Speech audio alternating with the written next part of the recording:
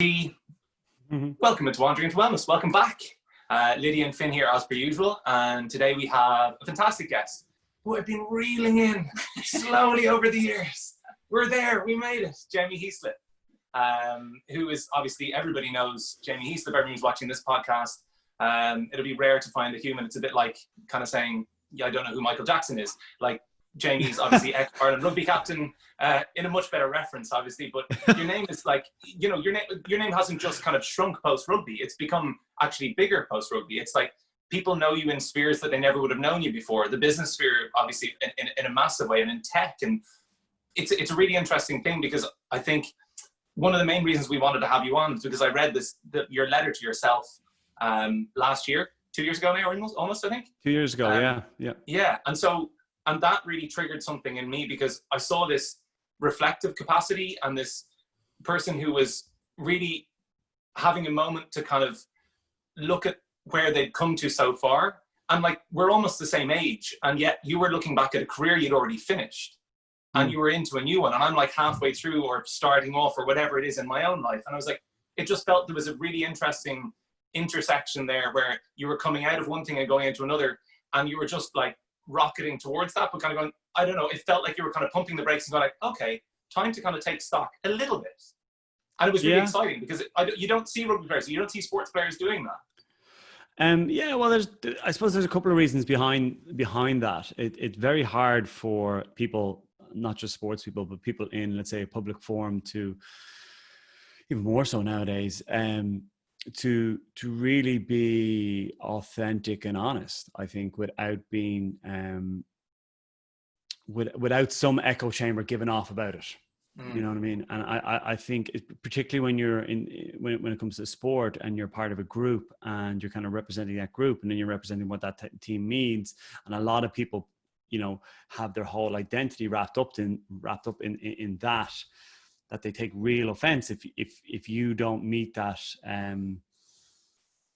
expectation. So you have to be careful with what you say sometimes, and sometimes you have to toe the line a little bit, and you know, there's a bit of a life lesson, I suppose, in that in itself. But you know, stepping away when I finished and using something like the Sports Chronicle, you know, which basically is not a, you know, the paper or the editor doesn't get final say on the piece. It's the athlete that gets the final say. And I'd done pieces with them with the Players Chronicle in America as well, and I just really like that format of actually, okay, it's on.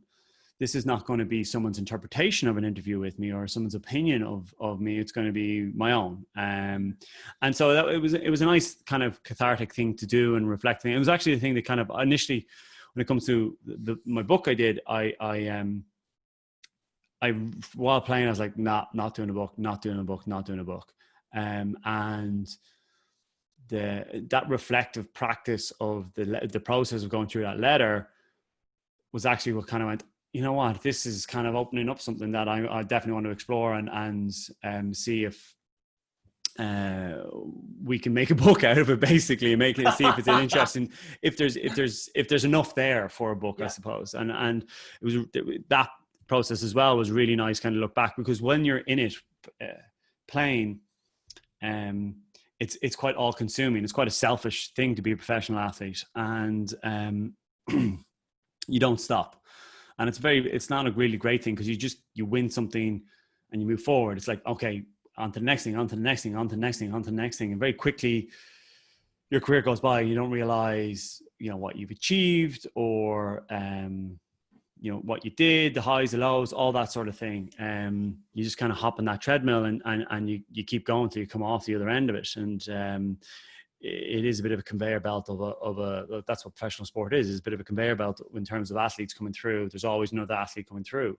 But it was a nice process, and it was a nice to kind of stop and look back. And actually when doing that helped me like transition. I still think I am still transitioning out of rugby, you know what I mean? And it's not an easy process for anyone who's changing any career when you've done one thing for so long.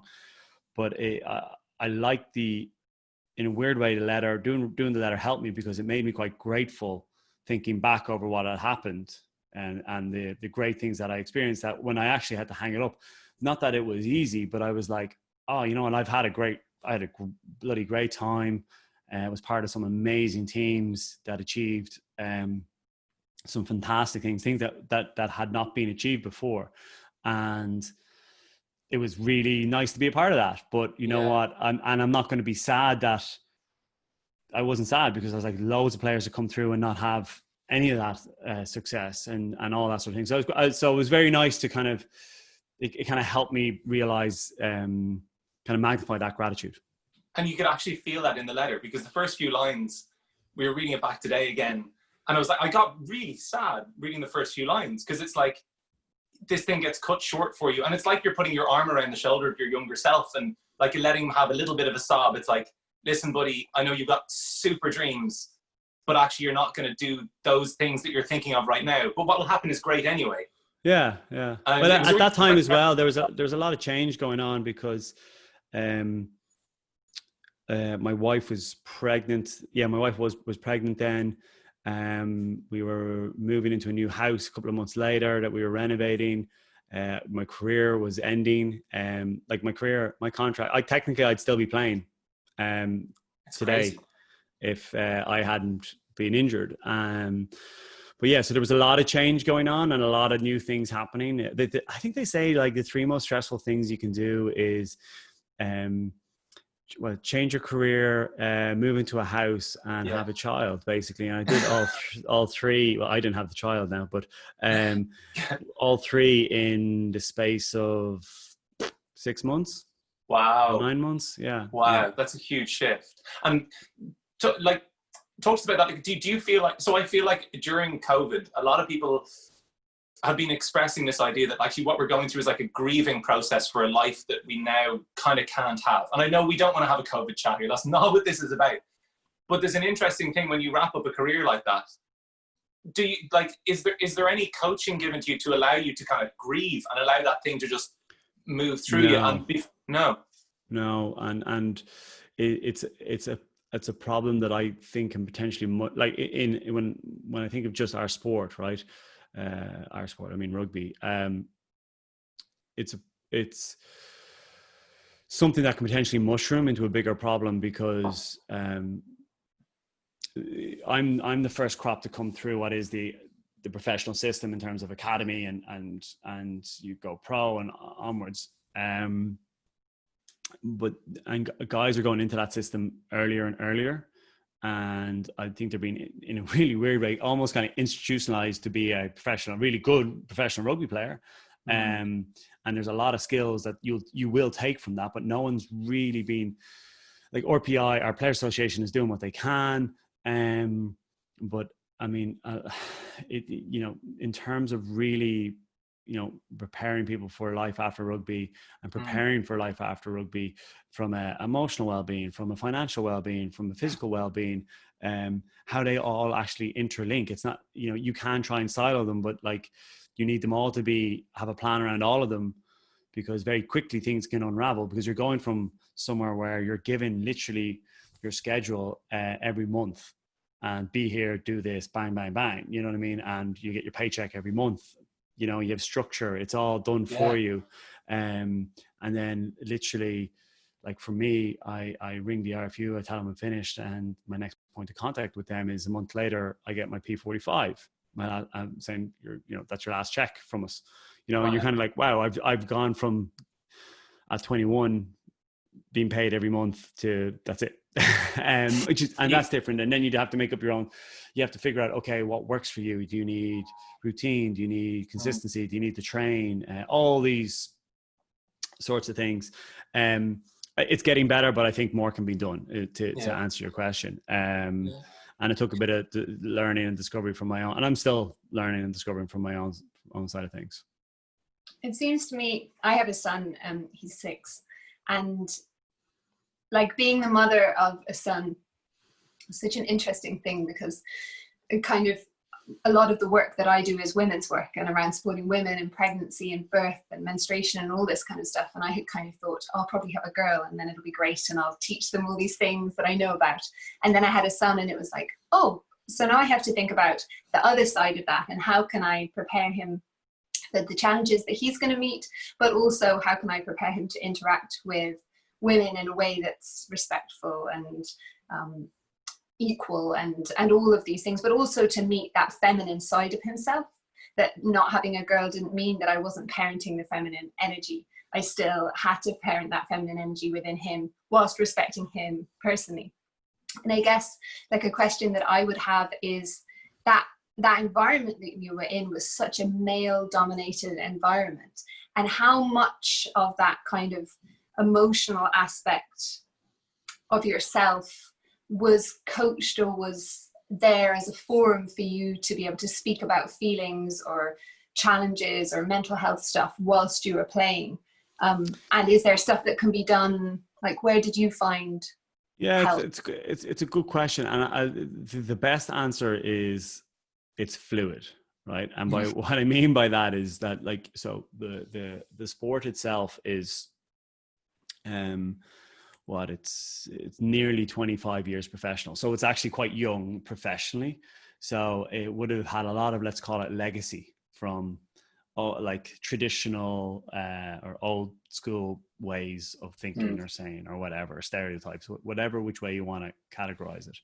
And I'm not saying that it's perfect. I'm not, but it has definitely gotten better, and a lot of things like mental health, for example, have been addressed or are getting addressed. And the RPI, in fairness, are doing a lot behind that.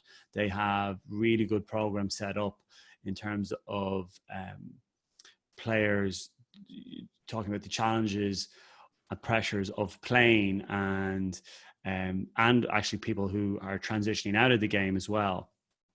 And a lot of players have put their hands up and tell their story. And by players as well, just so we're clear, this is both the men's game and the women's game, because our player association is all the one. So it's not split out. But we've had players from both the men's game and the women's game come in and kind of tell their story, and they're very good at actually promoting that into the marketplace, for want of a better word, and trying to make it normal, or not normal, make it feel like it isn't something that you need to bottle up, for want of a better word. My own experience is I was always quite comfortable in myself, and I'm very lucky that I'm the youngest in my family, and I have two much older brothers and a much older sister. They're 12, 10 and 8 years older than me. I always say I'm the one who got past the keeper. And but I always had them as kind of a bit of guidance, I suppose. And then one thing they insisted on, or one thing they helped on anyway, they all went to single-sex schools, and I went to a mixed school,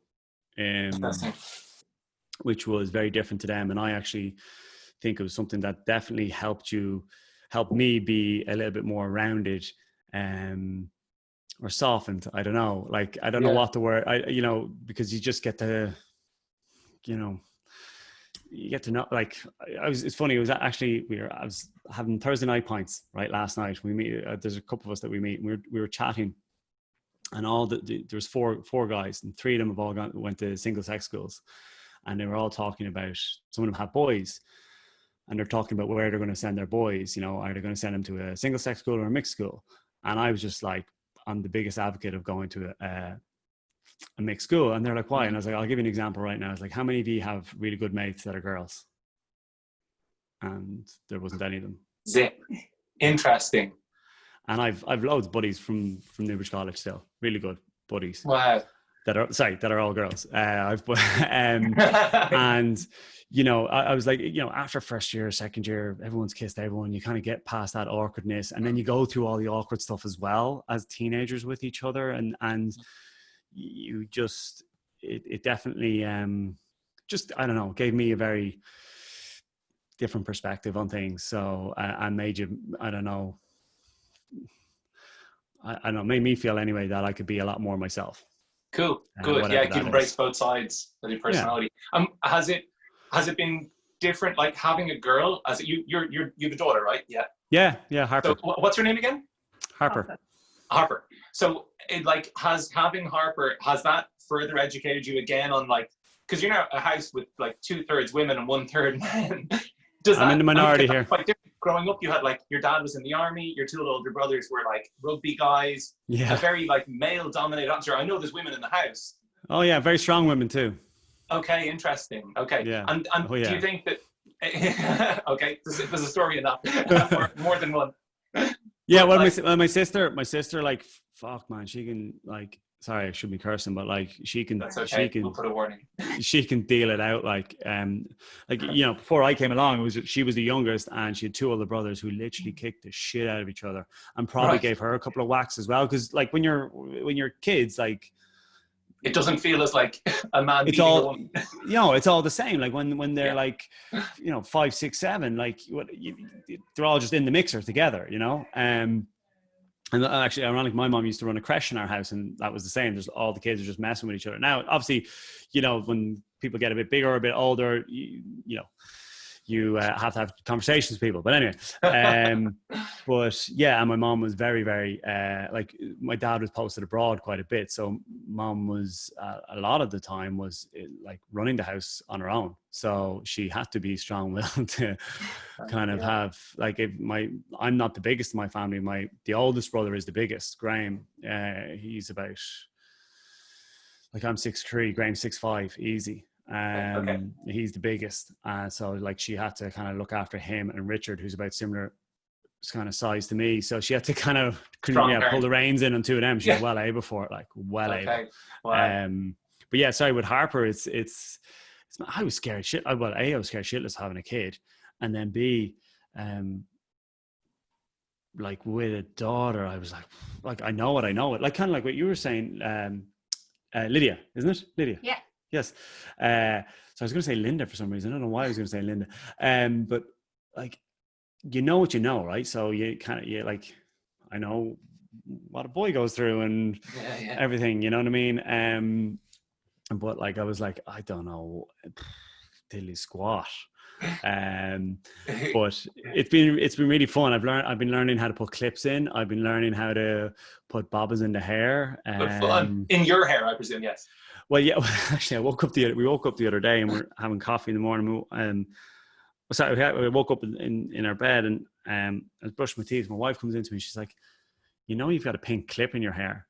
I was like, it's now getting to that stage where I'm not even noticing if she's putting anything in my hair, and I fall asleep with it in it, and I wake up. So I was just like, "Can you just always just check as I go out the door, just to make sure I don't have anything in me?" But yeah, no, don't get caught like Bing Flanagan with his trousers not in the right place on a Zoom chat.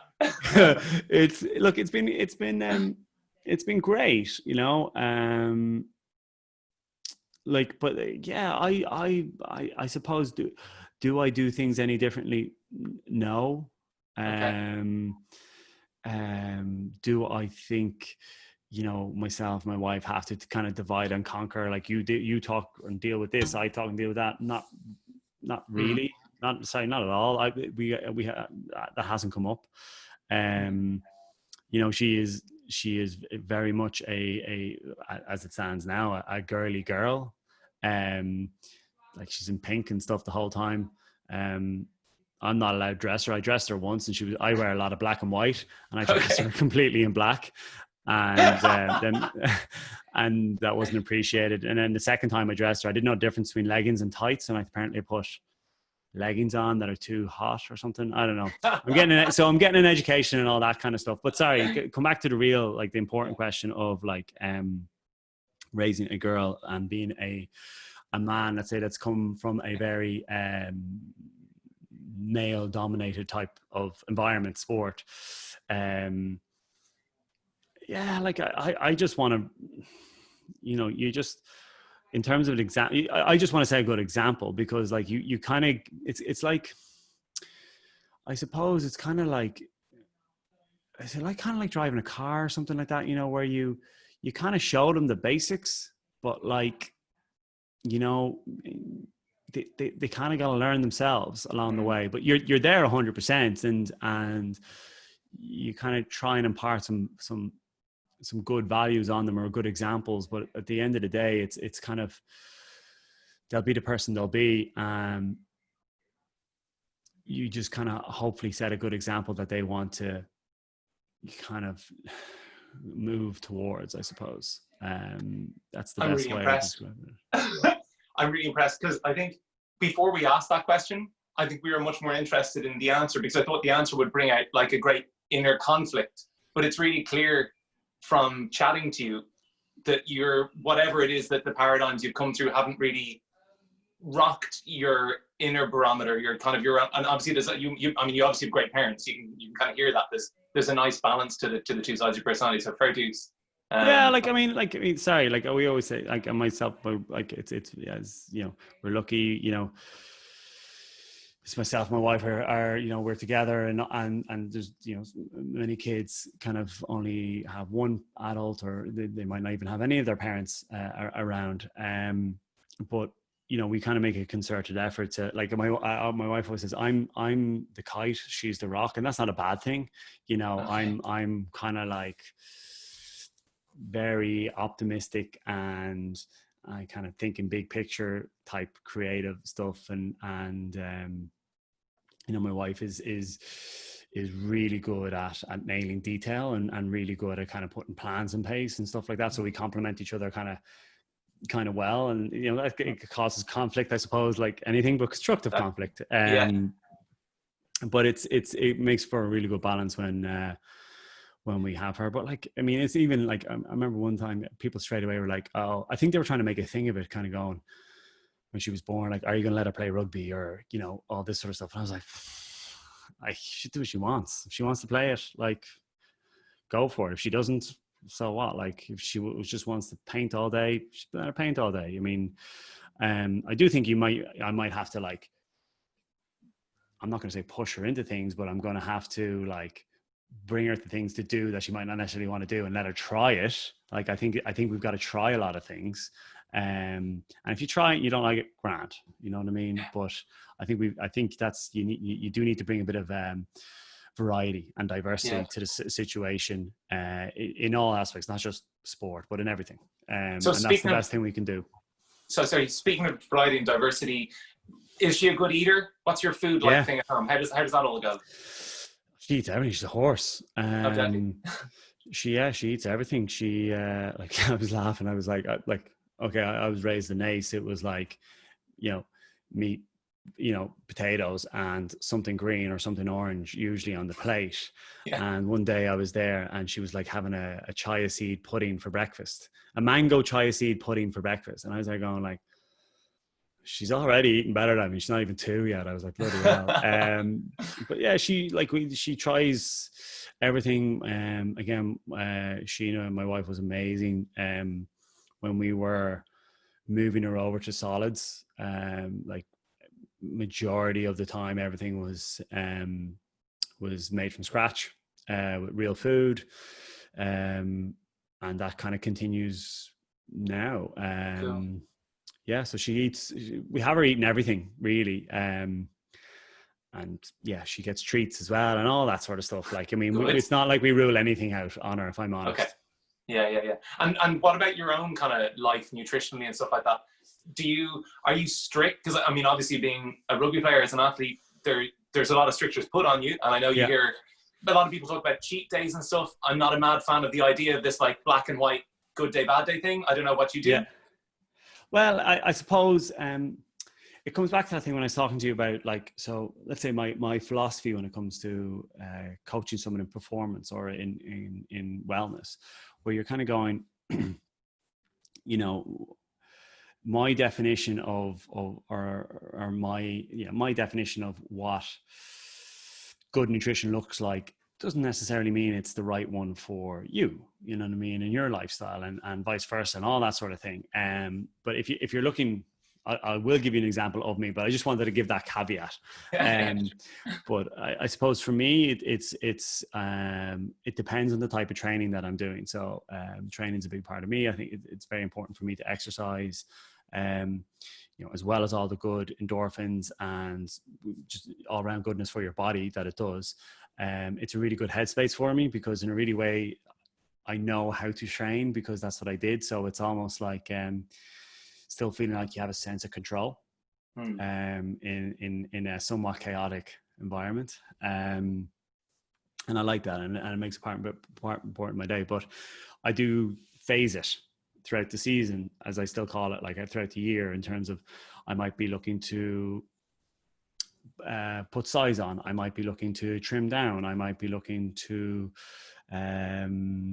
try be training for something for a specific reason. So right now I'm trying to kind of put a bit of muscle back on, because obviously we weren't able to get to gyms and I wasn't able to lift weights because they were all closed for the last couple of months. So now I'm basically Monday through to Friday, I'm operating about 3,500 calories. Okay. Mainly loaded heavily on protein and fat in the kind of morning to lunchtime, and then in the evening time, that's where you get your carbs. But it would generally be whole foods mostly, bar really vitamins in the morning and some essential amino acids around training, and that's about it. Now I do a lot of and then on the back of that, I would have a 24-hour feasting window. So that's what, people would class as a cheat day. I'd probably go from, Saturday lunchtime through to Sunday lunchtime, or Saturday dinner. I don't really watch the macros, and I just eat whatever I want, kind of thing. And then once a quarter, I usually, I do it once a quarter, sometimes do it once a month. Well, once a quarter, I'll do a 3-day fast, and once a month, I'll do a 24-hour fast. Well. Yeah. Cool. Lydia's been playing around with fasting. I've been sort of doing intermittent fasting for about 7 or 8 years. So normally, if I'm not doing a building phase like now, I would do an 8-hour intermittent fast. I'd be 8-hour window most days. Yeah. Okay, that's your choice. How does your wife enjoy that approach to life as well, or is there? Oh, she doesn't do that. No. She thinks I'm mad. Fair enough. Dude, it's tough though. Because it can be quite. See, when you look at the science of fasting, you're better off eating in the morning, right? Mm-hmm. And it's more effective if you have breakfast and lunch and maybe not dinner, but it's quite antisocial if you do it that way. And it's like, how do you fit it in? You know what I mean? So as much as I'd like to do the breakfast one, it just doesn't work for me from a kind of lifestyle point of view. And because you end up not eating with your family at all, which I think is a really important thing, that we have dinner while Harper's having food, even if she's in her baby chair or whatever like that. She pretty much eats everything off I don't know what it is with kids. They're like, apparently the food on your plate is way more nicer than their food on theirs. But anyway. Do you never have the thing of wanting somebody else's chips? They're always more tasty. They don't count, right? If it's off someone else's plate. Yeah. Exactly. So that's kind of, I'm a big advocate of it. And I think, look, you have to be careful with it. And I will have to be careful of it going forward, because I don't want to form a bad habit or a bad perception of fasting or food around my daughter. That is one thing I'm really worried about, because I never had any kind of body issues, but it does, not that it freaks me out, because it's I don't know what I don't know. Do you know what I mean? And I just know that what I do know is that it seems to be more of a problem for girls, particularly when they hit teenage years and stuff like that. And I'm just like, whoa, I don't. So when I say the fasting, whenever I post about it, sometimes I get people coming back saying, you're setting a really bad example. People, people who have body issues, they don't need to be seeing this. And you're kind of going well, actually I don't mean for that. There's a lot of really good science behind fasting, and the reasons you're doing it because of autophagy and wellness and cleaning up bad cells and all that sort of thing. But then when someone says that to me, I go, oh my God, in 10 years time, shit, I better be setting a good example. I think it's really interesting, isn't it? And like, it's something that I'm really conscious of as well. Like, I have a very small social media presence compared to someone like you, but I'm really conscious of like always wearing the actual yoga clothes that I do wear when I'm doing yoga, that are usually covered in cereal or whatever stuff that I've been mucking around with my son in, and not wearing like some kind of a crop top and smart fancy yoga pants thing, or doing yoga in some kind of fancy environment outside or on the beach, which isn't actually what my yoga practice looks like when I have a young family and that's what my life is. Because I really want to represent to people like, these are our lifestyles, and health and wellness is a part of what is your life and how can it fit into your daily life. It doesn't have to be some kind of the best, the perfect place and the perfect body and the perfect clothes and all these things to fit into it.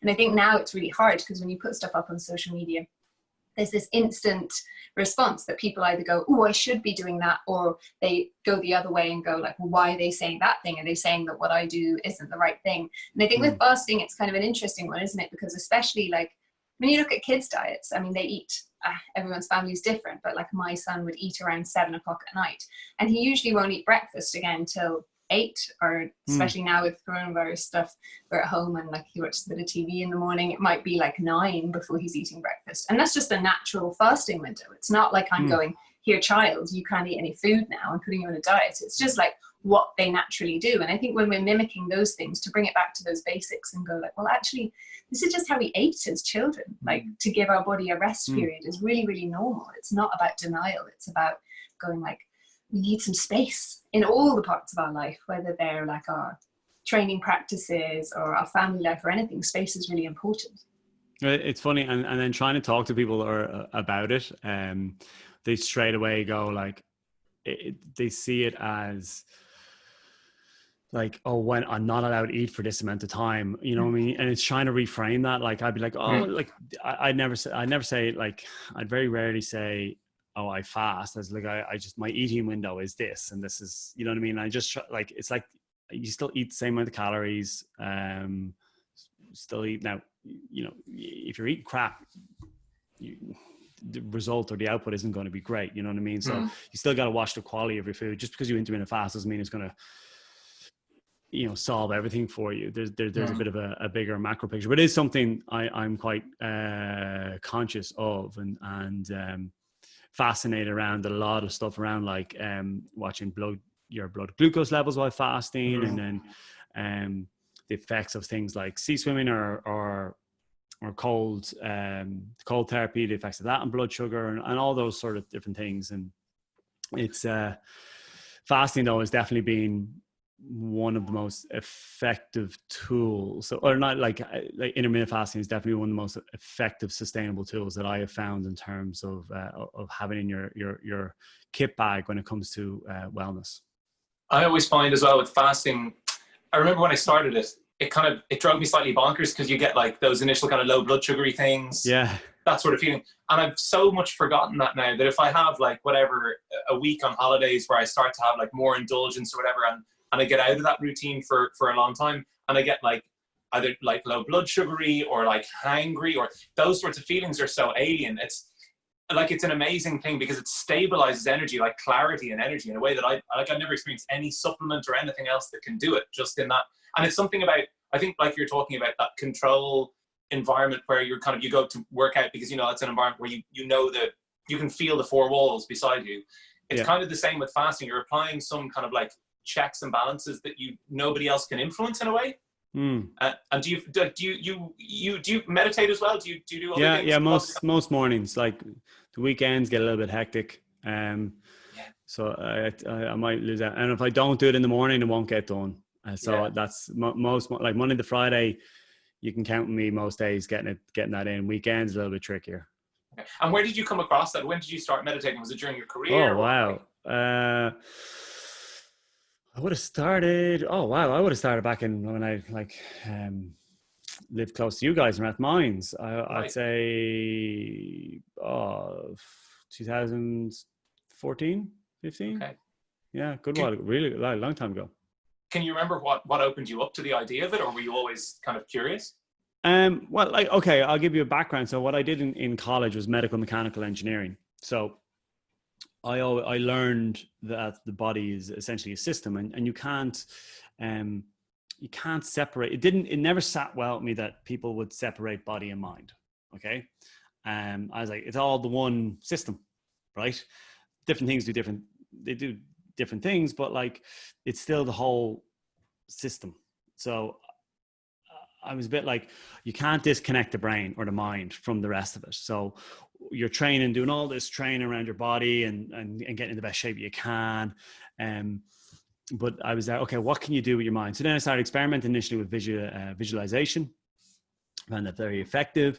It's actually quite ironic that a lot of studies have shown that when you visualize, like say doing drills, you're actually stimulating the same pathways than when you actually physically do it, right? So I was going down the rabbit hole of science because that's what I know, right? So when I saw that, I was like, oh, okay, that's what I need, okay? And then that got me onto meditation and calming the mind as such, and then being able to control your kind of, I suppose, your thought process as such, and kind of negative loops and stuff like that. And I found it just very good at calming mind. And then you start seeing science come out around what it does to your body from a physical perspective as well. And it all kind of made sense. And that's kind of why I started doing it. And I kind of applied the compound effect, of doing a little, a lot. So I do 10 minutes, that's all, in the morning. No more, no less. Prior to having a kid, I might do 15 minutes or 20 minutes, but like 10 minutes in the morning, perfect. Do a tiny bit of journaling in the afternoon or in the evening, just to kind of get whatever's in your head out. And then that's that. I'm not doing a lot of visualization right now because I'm not playing rugby. I don't feel like I need to, but in a really weird way, what I do is I look here because I have a big whiteboard, and I instead of closing my eyes and visualizing whatever I need to be thinking about or planning, I'm quite visual. So I just write it out, and diagrams to beat the band, and mind map it. So that's what I do now. Cool. And have you found, so it sounds like you do a fair bit of kind of like body metric management, or like old habits die hard of me. Yeah. Do you have a whoop strap or an aura ring, or what do you use out of interest? I both. You both? Oh, cool. Oh, interesting. I thought I saw a ring and I wasn't sure if you were going lefty, righty, wedding ring or. No. That's my ring there. Okay. So I first got the aura ring. I have the aura ring a long time now. And I found them. I think this is the best out of all the different trackers. This is, I think, the best one, the most practical. I am not endorsing any product. I bought them all. No, I know. I realize we're before people give out. No, people are always giving out, right? But I find the best because you put it on, is really good battery life. You don't really have to think about it. Okay. The downside with the Whoop, I find, is to get the most out of it, you got to be constantly opening the app when you're training and all that sort of thing. And yes, I'm having these problems. It's on my wrist. It's annoying. Yeah, you know what I mean. And but the live feedback that it gives you is great, right? And it's also really good. Like, you can't do it on the Aura, where you can break out the session and, okay, how did your heart rate go during the session? Did it go up? Did it go down? Whatever. That's really good. But I'm still kind of undecided on it. It's tricky, isn't it?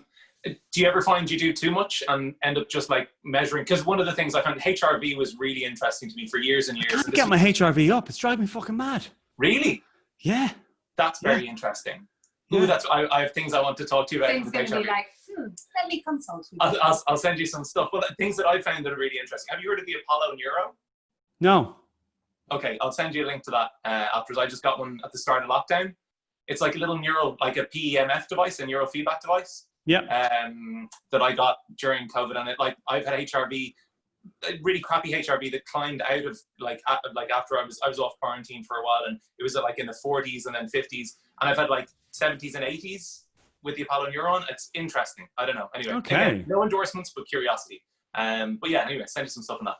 And it's funny because but speaking of macro, I do track a lot, right? Because what doesn't get what gets measured gets managed. You know what I mean? So like I thought like my coaching philosophy as such is kind of like, you know, for me, it's based on like physical fitness, financial fitness, emotional fitness. And I would have a plan in each one, and I would be moving towards a very clean, specific goal on them.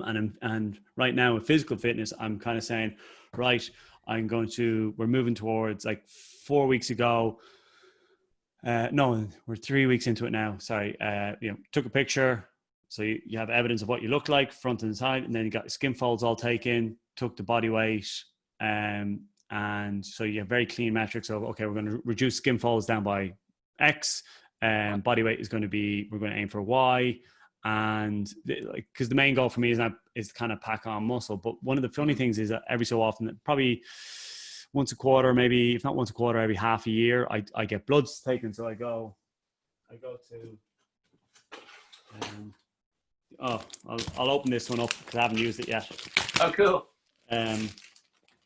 So these guys, this Irish company, where is it? Okay, cool. Interesting. Yeah. Right. Again, I buy these. So let's get checked. Initially, you see that everyone thinks it's STIs, and that's where they started. Yeah. But they do everything. They with a pinprick, they'll take your cholesterol, hormone levels, mineral level, all sorts of really good stuff. Okay. So they do sex hormone levels and like steroid hormones like cortisol and stuff as well, or not so much? Yeah. I mean, while we're talking, I can quickly look it up, but I'm just curious. There's a load of really interesting stuff on it, right? And so it was really interesting because I here in the house during COVID, I had an assault bike, a ski erg, a couple of kettlebells, a skipping rope, and a couple of dumbbells, right? But all I was doing like 5 times a week was HIIT training, just HIIT training every day, HIIT training, like 30, 40 minutes of HIIT training, which is great, but you absolutely fry the body. Right? Yeah. We were just talking about this before. Yeah. She just kind of started a HIIT thing and she hates it. Well, like HIIT training is really, really good for you, right? But like if you do it, if that's all the type of training you're doing, it actually will fry your body out, even though you might feel good. And it came through on my HRV during COVID, and it came through on the bloods that we did in terms of where your different hormones are at. And so now I have a very clear goal on what I'm working towards in terms of, like I'm mainly 6 days a week now, just lifting, right? Just kind of doing weights, not doing really any cardio, not doing any sort of fitness. And that's fine. It's really interesting to watch the HRV because your body's kind of like, but you still got to do recovery type stuff. So anyway, sorry, I'm digressing, but I'm basically saying, yes, I track a lot, but I kind of track not as much as I used to. But I do track a lot, like top line, most of the stuff off your Whoop or your Oura Ring, which is like HRV, resting heart rate, body temperature, respiratory rate, activity rate, and then I would take my blood pressure once a week because I have, where's it gone? Oh, it's over there. I have one of the white Weediums ones that you stick on your arm. Oh yeah. And take my blood pressure. That will also do a quick ECG test on you as well. And then my blood's once every half a year. And it's like you're the guy you're like the mechanic who owns the garage, brings his own car in, does it himself. Like no doctor. Yeah. And I work really closely with a guy. I'm very lucky that I have a great community of trainers that have had access to over the last couple of years that are really good to me still. And different guys have different specialities. You know, there's a couple of them like Rob Sweeney, who actually from Rathmines, St. Mary's boy. He would have played in Leinster. I've worked with him during COVID on training, working with a guy called Owen Lacey quite a bit. I worked with him throughout the years. Owen's really, really knowledgeable on everything.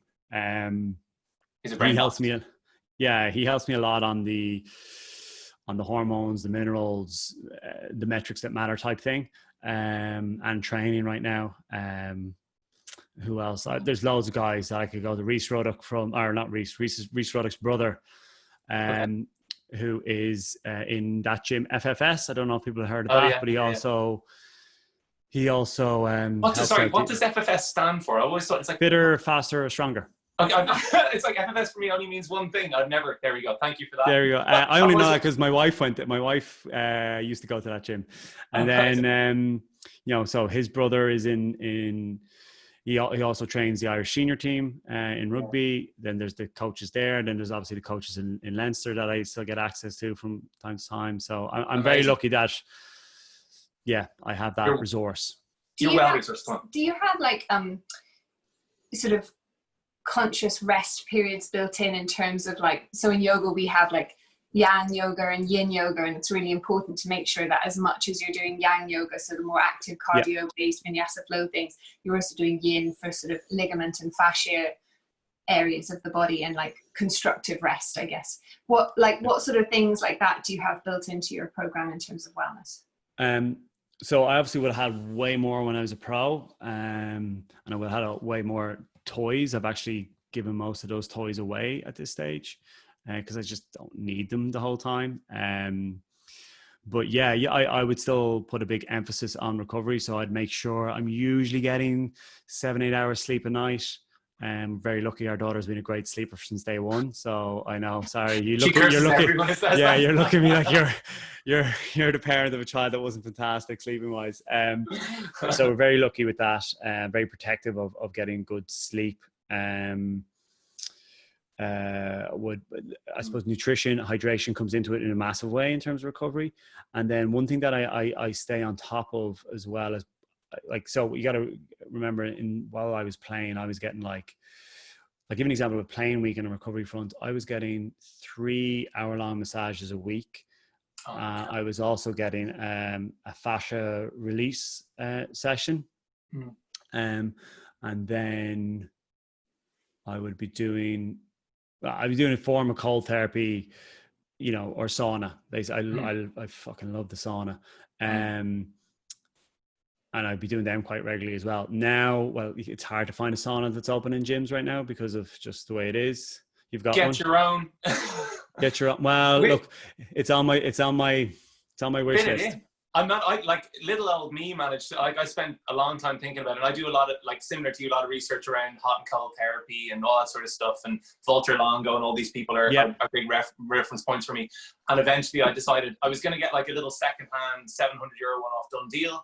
And you start down these rabbit holes and you kind of go, well, I could just get the £700 second, but I don't know if it breaks down. I've got no comeback. And anyway, it worked itself into a brand new clear light infrared. You went the infrared route to plug it into the wall job. Yeah. And honestly, not plugging the wall, it's a full walk-in yoga sauna. And I built a barn to fit it into in the back garden. That's impressive. So when it got quite serious, definitely in the end. It was all the savings went on this thing.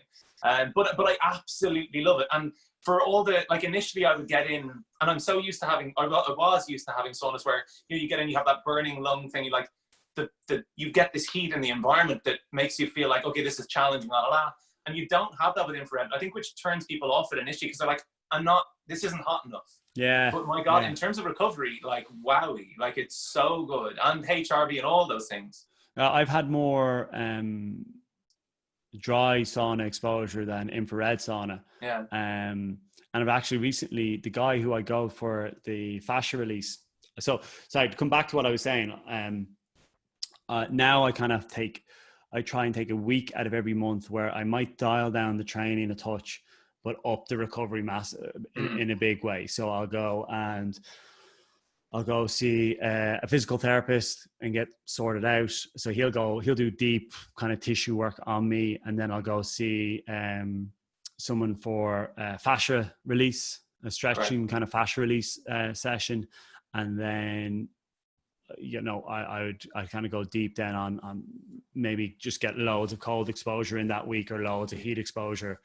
Because I kind of tend to be kind of cyclical with them all as well. I think I like dialing them up and dialing them down. I just don't know if your body's really smart, you know what I mean? And it gets used to things. So yes, that's why I always use the season analogy when dealing with coaching with clients in terms of dialing, your strengths up or dialing, the stress might get dialed up at a certain time in the year, and you've got to ride that wave and know what's coming and put things in place to help you manage that. But also then on the flip side, you've got to either reward yourself or rebalance yourself or recalibrate yourself through something else. And so that's what I try and do. To answer your question, Lydia, that's what I try and do once, like 1 week a month. Ideally, it doesn't always work out like that. Sometimes it works out every 6 weeks or so, but you know, you try and fit it in. Like I would map out the month, and I would try and address it down when I'm mapping out the month, basically. And but you know, that would get factored in as well. That recovery week as well could be spending more time, you know, having a date night, could be having a, you know, a day or half a day with just you and, you know, you and your kid or whatever, you know, or spending it with a friend. So recovery can happen in a couple of different ways as well. What a well-rounded human. We better wrap it up. We've had you for ages. I've got plenty of faults. Tell us about them. Well, even like, I mean, I suppose I try and hack things where I can, you know what I mean? And like, I'm lucky right now. I'm at a standing desk, cool. you know, because again, you know, we all got to work, right? And we all got to do something or whatever. But I was like, okay, how can you adapt your environment to get the benefits while working? So standing for them is one of them. And any podcast or call like this that I do, I'm standing up and smart. Yeah, it's all. Well, they say you're more awake as well. Your brain's a lot more alive to what's going on around you when you're mobile. Yeah, well, it's actually really. I kind of work with a company on this called Sit Stand, but they're the same guys who do yo-yo desks, which are kind of stand. I have a yo-yo desk here, and they do ones that you can kind of put on a desk that adapts and kind of goes up and down, or you can buy what I have is an electric one that goes up and down. Oh wow. But like it's just the studies, you know, he kind of went deep on it, down the rabbit hole of standing desks and kind of, I suppose, wellness in a business environment as such. And they show, like, if you were standing in the morning post, you know, breakfast in work or whatever, like it'll help drop your blood sugar a whole lot quicker than just sitting, which makes sense because then there's a whole lot of studies around going for walks after your dinner to help kind of null that spike in insulin after your feeding. Yeah, big time for glycemic response stuff. Cool. Well, listen, thank you so much, man. I mean, I have like a million more questions. Can we do like 3 versions of this? Like, I tell you what, why don't we go? Okay, give me like 10 quick fire round questions just to round it off. Okay, so you wrote an open letter to yourself. If you were to write a letter to your daughter to give her 3 pieces of advice for her life. Yeah, 3 pieces of advice for her life. What would they be? Talent is nothing without discipline.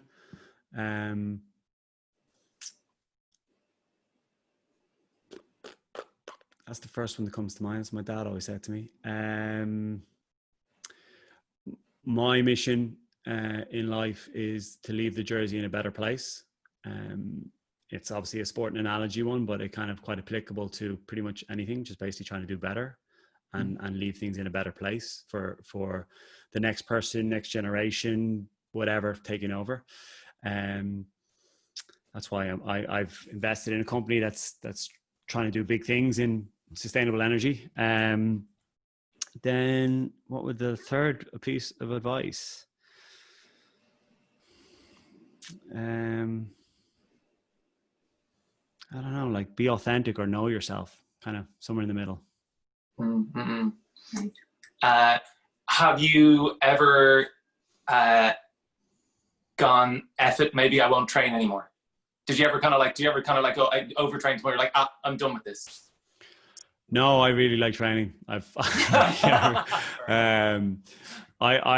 the opposite problem. I've probably learned to dial it back.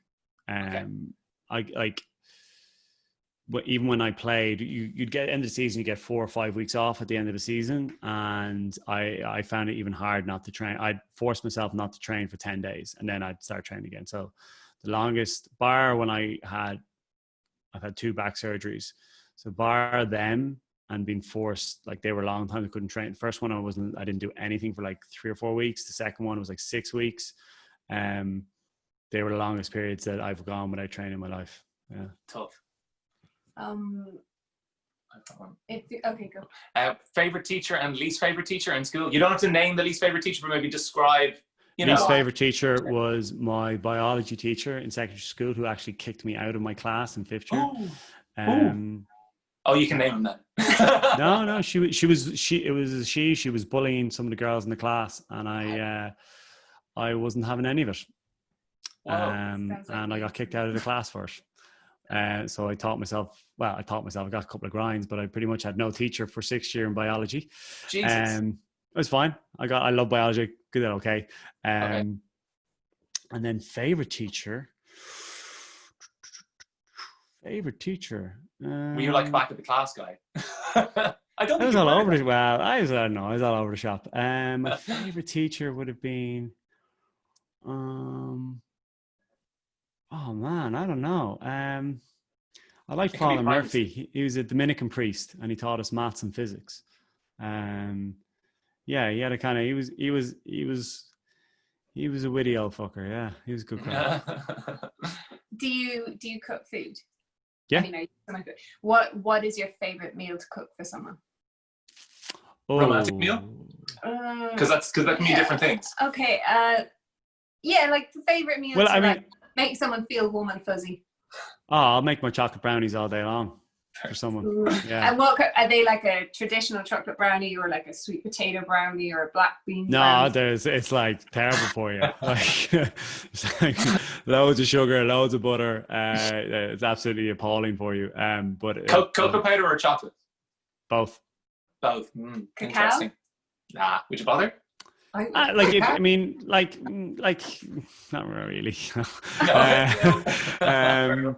But I suppose, like, what do I make? I do a bit of barbecuing out the back. I like to barbecue as well when I get the chance. I have one of those Komodo Joe things out the back. So. Oh yeah.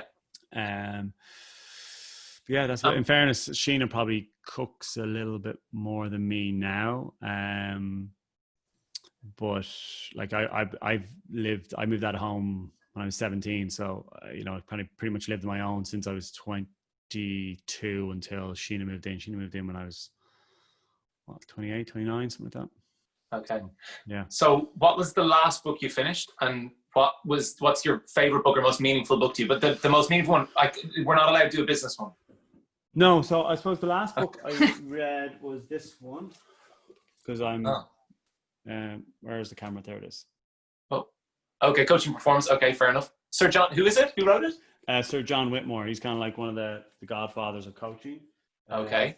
And that's because it's like, I suppose, part of my discipline to stay kind of up to date on that. I listen to a lot of audiobooks now, because I used to read a lot at nighttime, because I'm so tired though by the end of the day with training and kids and all that sort of stuff. I listen to audiobooks when I'm kind of walking or in the car quite a bit. So the last one, I'll check my phone while I'm talking to you guys. The last one I read is The Infinite Game, and I'm nearly finished Tiny Habits. Infinite Game is Infinite Game rings bells. Okay. I can't cross that. And then Tiny Habits is BJ Fogg. Okay. I know neither of them.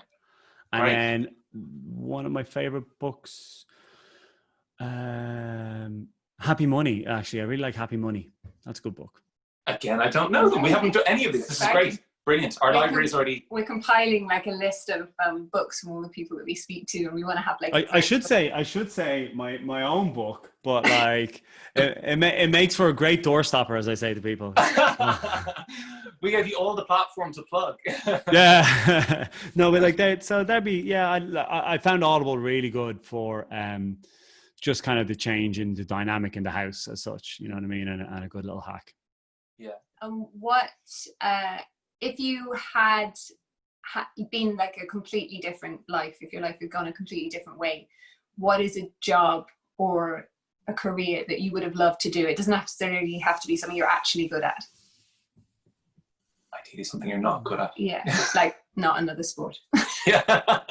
You know what? Like I because I like coaching people so much. I'm it obviously opens the door to psychology and like that whole world and the mind, and that would have been a fascinating area to get into, I think, in another life, because I love biology in school, and it was no surprise I did medical engineering. I don't know if I would have liked to been a doctor or a surgeon as such, like as in like a GP or in a hospital, but I think I like going deep on the research on the mind as a former neurologist or something, or a psychologist would have been fascinating. Yeah. I think that's something probably that a lot of people probably take from you and will take from this podcast is your will. And I think when you have a will like you do, it's probably fascinating for you to see and understand people who don't have that same like innate drive and will within them, and to see why people falter, and then how to encourage them to get to that place where their mind is over their matter, so to speak, or whatever. Yeah, but you know, we're full of unbelievable untapped potential at you know, at all times, and it's just trying to peel back the layers to reveal that to yourself, or you know, or bring a person to reveal it to themselves, because once they do that and they see the strengths that they have and the potential that they have, it's just a case of trying to connect the dots then, you know, in terms of, you know, don't look all the way up the stairs to the top where you want to get to. Just first step. Right, take that first step, and then we'll worry about the next one. That's the truth. I think we'll leave it on that. That's a great finish. Well, come here. Look, I better go. Yeah. Good chatting, and really enjoyed it. And I hope you got a lot from it. Loads. Yeah. Thank you so much. It was magic. Thank you. No worries, guys. Bye. Cheers. Bye.